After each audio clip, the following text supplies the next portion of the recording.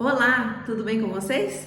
Nas semanas 2 e 3 do nosso curso de graduação em pedagogia da EPT do IF Sul de Minas, Campus Inconfidentes, nós veremos na disciplina Organização e Gestão da Educação alguns artigos da LDB. Na semana 2, os artigos que eu destaquei para vocês foram os artigos 19, 21, 22 e 23.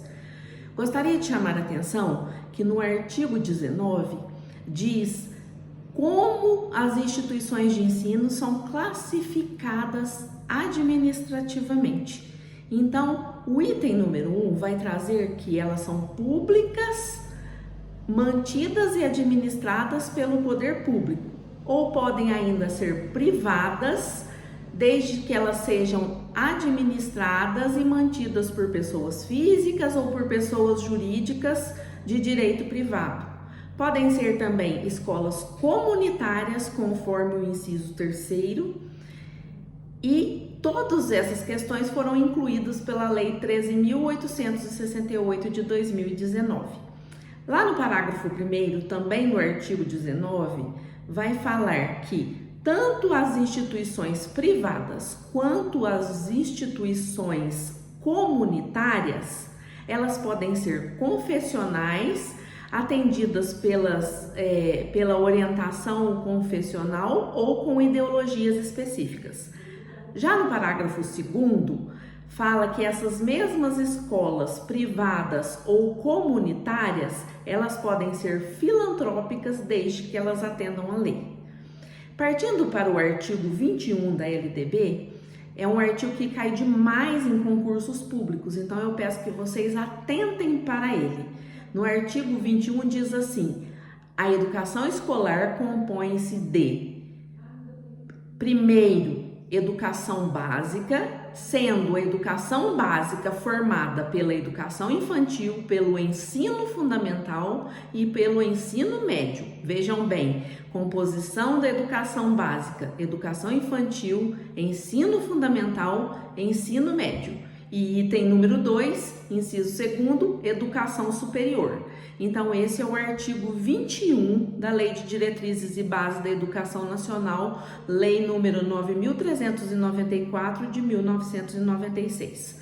Já o artigo 22 diz assim: a educação básica tem por finalidades desenvolver o educando. Então, muito importante prestar atenção nisso, assegurar-lhe a formação comum indispensável para o exercício da cidadania e fornecer-lhe meios para progredir no trabalho e ou em estudos posteriores.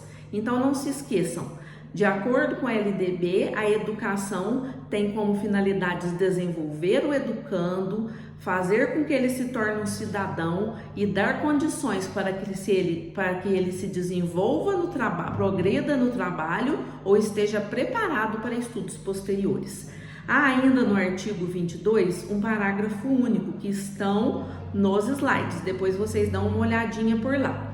No artigo 23 fala sobre a organização da educação básica. Então, a organização da educação básica pode ser feita em séries anuais, períodos semestrais, ciclos, alternância regular de períodos de estudos, grupos seriados com base na idade, competência e em outros critérios, né? Mas a gente pensar sempre na questão da aprendizagem.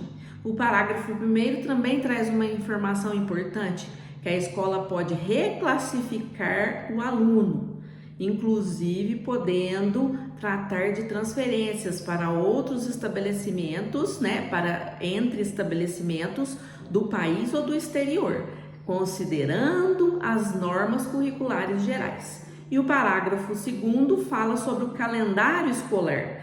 Então, esse calendário escolar ele tem que adaptar-se às peculiaridades locais, também, né, inclusive climáticas e econômicas, e a critério do sistema de ensino. Sistema de ensino, como nós já vimos, estadual, federal ou municipal, sem com isso reduzir o número de horas letivas previstos em lei. Já na semana 3, nós veremos os artigos 15, 24 e 25 da LDB.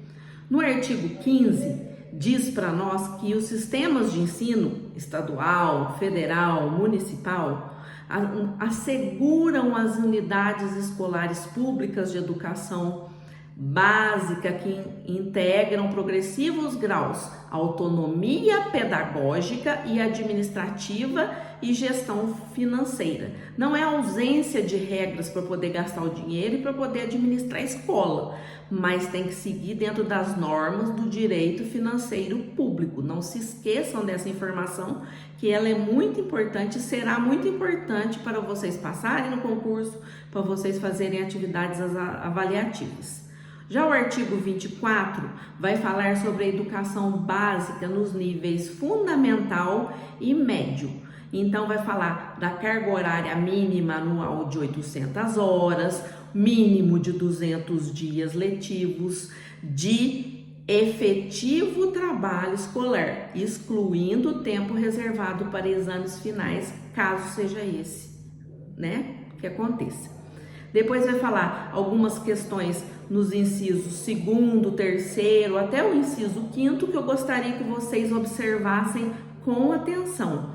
Já no inciso 6º vai falar a questão da frequência, que fica a cargo da escola, e a questão dos históricos escolares estará no inciso 7º. O artigo 24 da LDB vai falar também em seu parágrafo 1º e 2º sobre a carga horária mínima anual, certo? E também dos sistemas de ensino e a oferta da educação de jovens e adultos em horário noturno regular. Já no artigo 25, vocês verão que as pessoas que são as autoridades do nosso país, eles precisam pensar a questão adequada entre o número de alunos e o de professores, para que isso não afete a questão da aprendizagem em sala de aula. E isso aí também vai falar das características regionais e locais para poder atender os alunos com maior qualidade. Ainda na semana 3, que também foi os artigos anteriores, os 3 artigos anteriores citados, vai ter um texto lá para vocês verem sobre os marcos legais da educação.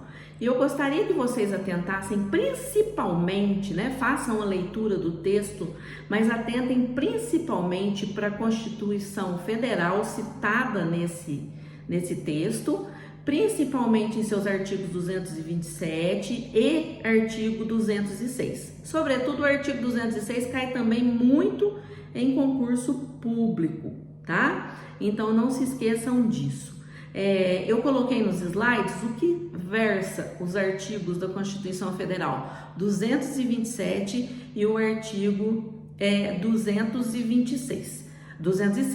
Eu gostaria de falar para vocês um pouquinho sobre o artigo 206. Então, o ensino ele será ministrado com base em alguns princípios, e esses princípios são indiscutíveis, fundamentais e estão na legislação e precisam ser atendidos. Então, no inciso 1º fala da igualdade de condições para acesso e permanência na escola, é um artigo que está na Constituição e ele é praticamente idêntico na LDB, idêntico, para falar a verdade.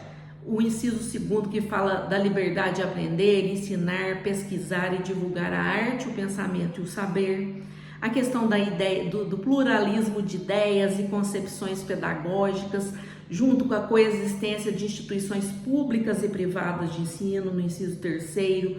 No inciso 4º vai falar sobre a gratuidade do ensino público em estabelecimentos oficiais. No inciso 5º vai falar sobre a valorização dos profissionais da educação escolar, garantindo a eles planos de carreira, ingresso somente por concurso público de provas e títulos, quando se trata de rede pública. No inciso 6º vai falar sobre a gestão democrática do ensino público na forma como a lei traz. O inciso 7º sobre a garantia de padrão de qualidade.